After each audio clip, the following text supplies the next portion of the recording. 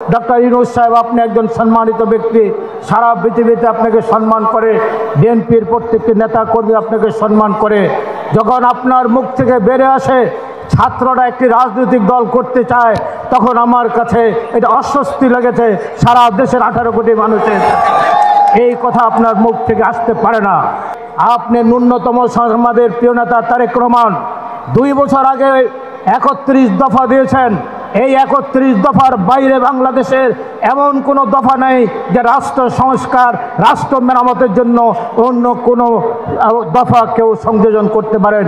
তারপরে উনি বলেছেন যদি কারো কোনো উল্লেখযোগ্য বা সুপারিশ থাকে আমরা সেটা গ্রহণ করব।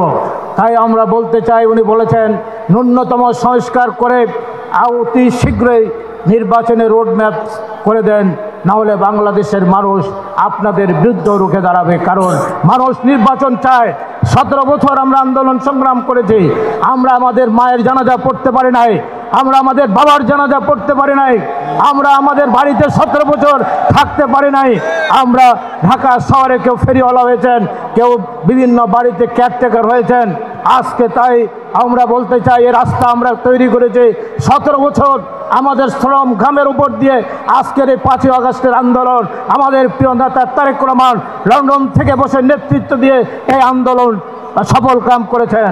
এটা আপনাদের 16 দিনের আন্দোলন নয়, এটা বিএনপির 17 বছরের আন্দোলন। আমি হাসিনাকে ধন্যবাদ দিতে চাই।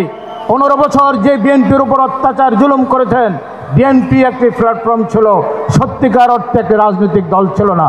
আপনার কারণে তারেক রহমানের নেতৃত্বে আজকে বিএনপি বাংলাদেশের অন্যতম নয় বৃহত্তম রাজনৈতিক দল, এমন একটি সোনায় খাঁটি গোড়া রাজনৈতিক দল হচ্ছে বিএনপি।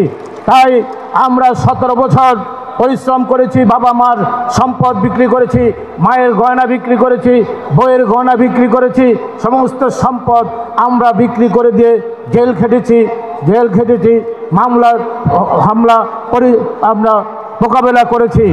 2-1 জনের জন্য আমার প্রিয় নেতা তারেক রহমানের গায়ে যেন কাদা না লাগে, এমন তারা যদি কেউ করেন তাদের বিএনপি করার কোনো অধিকার নেই, তারা বিএনপি থেকে বহিষ্কার হবে।